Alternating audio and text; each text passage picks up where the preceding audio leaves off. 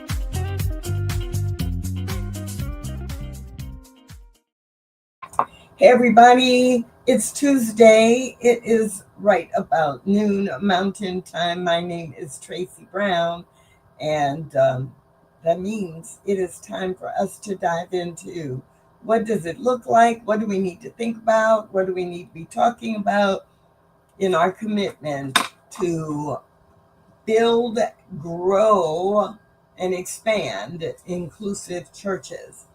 I'm so glad that you've joined me. Every Tuesday we get together just to spend a little bit of time.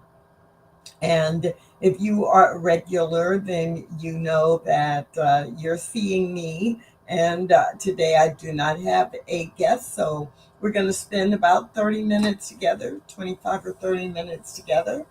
And coming up in the next few weeks, I will have a series of guests, and those shows will be more like 55 minutes, right up to a full hour. So, what is the theme for today? The theme for today is, it is not heaven on earth. What is your foundation for inclusion? That was the theme last week. The theme for this week is white, cisgender, and male. And what is it that we expect? What is it that we don't expect? What is it that we want to see?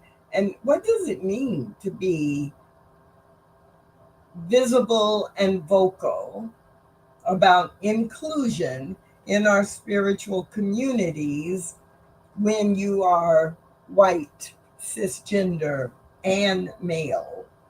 Now, if you know much about me and about this show, you know that often the theme for the week or the theme for the month often comes because I've been in either an experience or in a conversation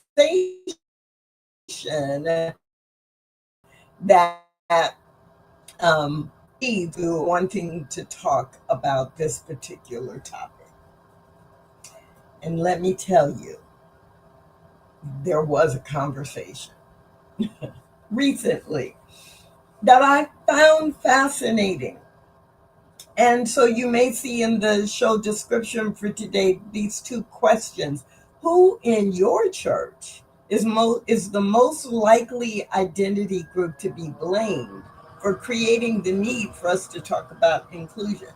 And in many, if not most, places, spiritual communities, workplaces, neighborhoods, in most places, people turn to white, straight men and say they're the problem, or they're the ones who created the problem of not having inclusion. Second question, and who in your church is least likely to be expected to be a champion for inclusion? White, straight men, white cisgender men. What is that about? What is that about? So this conversation I was in recently, I was astounded by how much blame, how much shame, how much accusation was being directed toward white straight men. And so that's what we're going to talk about today. And I just want to thank you for being with me. I can see there's some other folks also who are hanging out. And so you can join in, say hello in the chat or in the comment section, depending on which platform you're on. And you can also add comments or questions throughout this brief time we have together today. Okay, so I am diving in. I think it's really important for us to stop needing to be a victim or to make groups of people villains. Let me be clear. I am not saying that there is not white supremacy. I am not saying that patriarchy has had some negative impacts. I'm not saying either. Both of those things are true. White supremacy has resulted in challenges for all society, including people who are white, and having and being a part of a patriarchal system has negative impacts as well. And that is just fact. And so men have been a part of that, have benefited from that. What I'm talking about is assuming that all white men, all cisgender white men, they have nothing to be concerned about. And so why would they care about inclusion? They have it all. They get everything they want.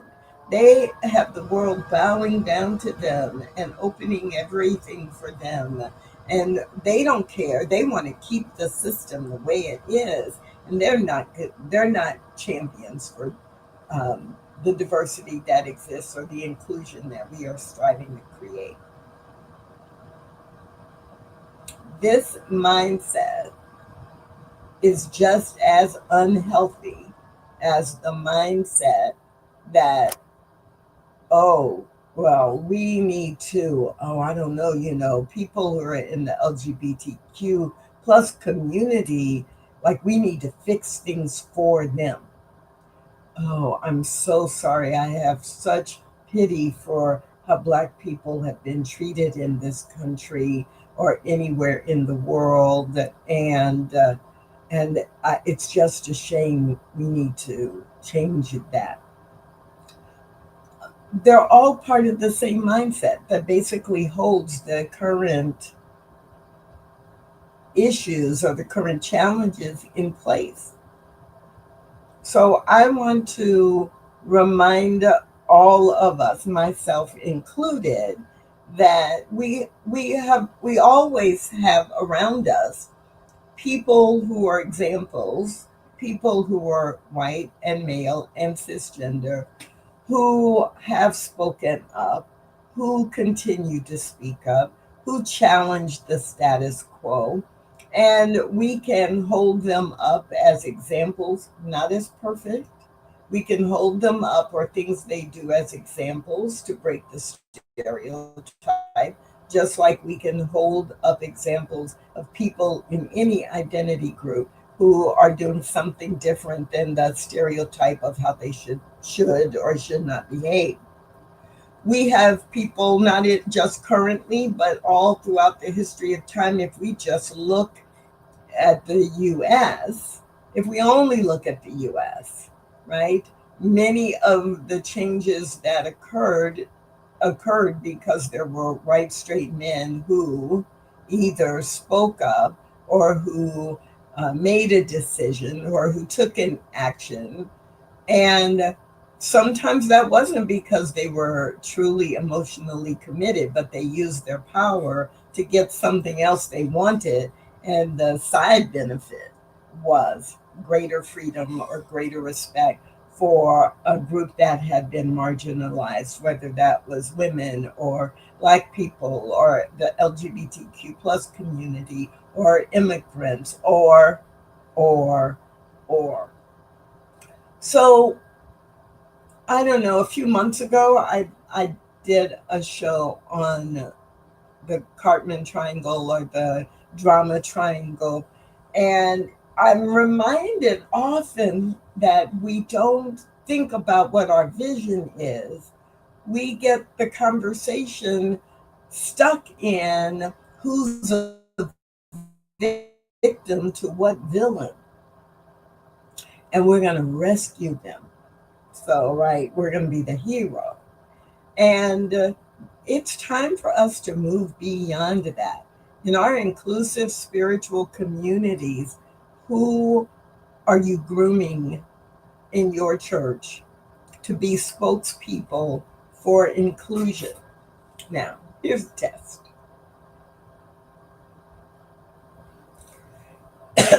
Sacred activism, social justice, injustice, all the political terms. If you use those to guide your initiative in your church, then you are inviting people, if not encouraging people, to also focus on the problem. So, who are you grooming, or who already is speaking up the from being pulled by vision, not pushed by pain? And how many of those people who are literally setting the stage for us to be inclusive because we are spiritually guided to do so, and we are being guided by a spiritual imperative to live universal spiritual principles out loud and in person. How many of those people that are already doing that, or that you are grooming to do that, are white straight men? If you are a leader in a spiritual community and you've assumed that the white men don't have a dog in this hunt, sorry, I'm from Texas. I live in Texas, right? White men don't have a dog in this hunt, so they don't care, and we'll just find a white woman, and we'll find a Black person, male or female, and we'll find somebody who is lesbian or gay or transgender, because these are the people who have something to say about this. Then you are missing an entire demographic that cares. Last week, I was so grateful to be able to see a documentary, The Eternal Song. The Eternal Song is a documentary that juxtaposes the ancient wisdom from indigenous cultures all around the world, and how colonialism has done its best to tamp out or eliminate the wisdom. But now, in a world where so much healing is needed for so many different reasons, it is the ancient wisdom in these indigenous cultures that actually is the medicine for what ails us. And I was blessed to be able to watch the documentary in a room of about 50 people. And it was a room of people from different age groups, different backgrounds, different national origin, a different race, different ethnicity, different gender identity, different sexual orientation. It was a glorious group of people. And we had a little time after watching the documentary for people to share. And I was very much aware of the energy in the room. Even during the film, there were certain times when you could really feel the tension rising. And there were a couple times where the story I made up is what I was feeling was true angst. And there were a few times where it felt like there was pain, and there were a number of times, a lot of times, when you could hear that people in the room were shedding tears. So I wasn't surprised that a white, straight man in the room,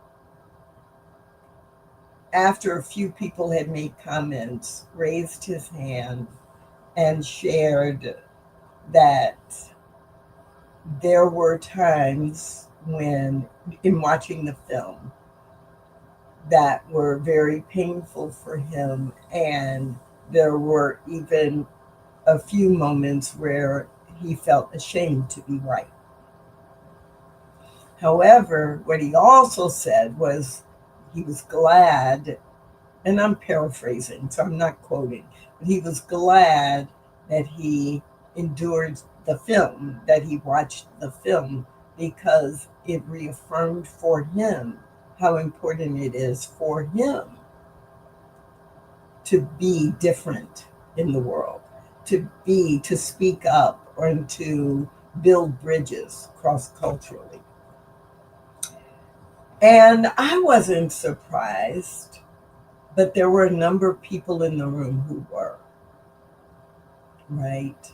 Who were so quick on a subconscious level to make him a part of the enemy, or to make it partly his fault because he's a white straight man. He will be someone who speaks up. He will be someone who models building relationships with all kinds of people. In fact, he already does that. But it made me think, do we hold people who do that up to the light, and not to put them on a pedestal, but to make sure that their image and their voice is also seen and heard? And I don't think we do. When I think about so many of our New Thought spiritual communities, especially, where there are more women roles, or who are ministers, and so many people who have great visibility who are members of the LGBTQ plus community, this is great. And we do not want to allow the myth and the untruth that white cisgender men don't care about inclusion. We can't let that be true. So I'm inviting you this week to interrupt your false beliefs. I'm going to be interrupting my false beliefs that I'm sure are a part of my subconscious, because it's what society has said is a standard. I'm going to interrupt my false beliefs about men who are white and cisgender, that they don't care about inclusion. And there are some things that I want to encourage you to ask yourself in your church, in your spiritual community, and not necessarily make any immediate change, but just be more conscious of. Because you know that we are absolutely engaged in creating the change as we go forward, right? So, Lenora, yes, the Eternal Song, anyone can watch it. You don't have to wait for a screening, which is what I attended. You can go on theeternalsong.org. Eternalsong.org. And when you scroll down, you can choose to donate and watch it online. And thanks, Lenora, right, for a donation of $20 or nothing. It's very well explained, you know, for your email address and a donation. But they do say if your donation, if you put the number 0 in, it will still go through and you will get a link to watch the film. Related to that, this is just the first of 12 films, 12 documentaries. So they have the footage for all of the indigenous groups that they interviewed that are represented in the Eternal Song #1. There will be individual videos about all of these cultures, and they'll be released over the next 18 to 24 months. But this one, the Eternal Song, this one just really captures so much about indigenous wisdom, how it has been blocked, and now it is time for us to look at it, to bring it forward, and to celebrate it. So, what can you be doing now? Because if nothing else, I'm always trying to remind you of how you can have conversations and things that you can do now to make a shift. So, one of the questions that I invite you to consider for yourself, but even more importantly, have this conversation with a team of people. Maybe it is a minister in the board. Maybe you are a licensed unity teacher or a prayer chaplain. And within the prayer chaplain team or the licensed unity teacher team, you could have these conversations as well. It is not required for you to be a minister to have this conversation. So, who's being groomed in your church to be a voice for the vision of inclusion? And when you are talking about that, and hopefully there's a list or a group of people who are actually being groomed, who are being given the opportunity to practice, to learn, and to speak up about it. And when you look at that group, are there white straight men in the group? The folks I was in conversation with recently, they had several white gay men, and people would put a story around that. Well, they're part of the LGBTQ plus community. They have a vested interest. And so that's why I'm emphasizing white cisgender men right now, today, in this conversation. So, number one, who is being groomed in your church, and how are they being groomed? Number two, when you have announcements about activities that are coming up or classes that you are hosting or events that your church is supporting, and these things are related to inclusion, is there a white man visible and vocal, either in making the announcement or being a part of who's being featured, or as someone coordinating, gathering people to participate? Where are your white straight men visible and vocal. Number 3 question: do you have a men's group in your church? And if you do, how are they taking up the charge for inclusion? And if they're not doing it organically, how can you put that on their radar? Again, number 3, if you have a men's group in your church, how are they taking up the charge? Now, in the spiritual community that is my home community, we do have a men's group, and it is multi-ethnic and multi-generational. However, my question for the men in our men's group would be, when this is happening, what role are the white straight men playing in promoting this, in talking about its benefit? And I can joyfully say, I'm glad I can say this honestly. Some of you know that in my church, we have created a multi-module series called Facing Racism. And we have many of actually all of our leaders are required to participate in it. But the last time we did it, we had open spots for anyone who was interested, whether they were in a leadership role or not. And so we had a group of, I don't know, out of 30 people, we probably had 10 white straight men. And it was fabulous because the conversation shifted.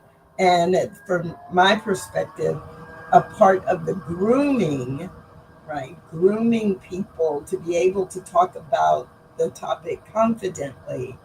A lot of that happened during that series. But if I were looking today, and some of those men are actively engaged in our men's group, I can look around now and see, wait a minute, how have we, my question is for myself and my community, how have we leveraged that? And we haven't. We really have not. We haven't gone backwards, but we haven't leveraged that voice in an intentional and strategic way. So 3 questions for you to take into your spiritual community. 1, who are you grooming? Who are you grooming? And within that group, how many of that group are white straight men? Number 2, when you have announcements about things that are happening related to your initiative, your inclusion initiative, whether it's education, programming, events, community service, whatever you're doing in the next quarter that's related to your commitment to being inclusive, where are the white cisgender men visible and vocal? And then number 3, if you have a men's group, whether it is all white or ethnically mixed or includes gay men as well as men who are cisgender, it doesn't matter the makeup of the group. It's how are you using the white straight men to take up the charge. So that's what I want to share with you today. I want you to be thinking about in your community, how are white cisgender men being held accountable for?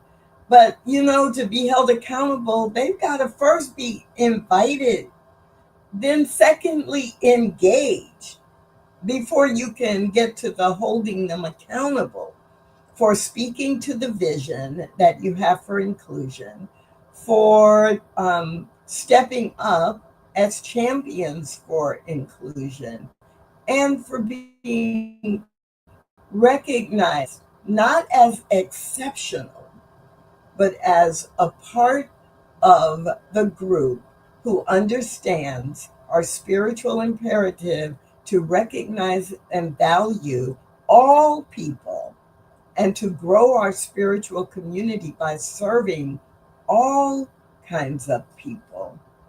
Yeah, you want to recognize and reward them the same way that you recognize and reward others.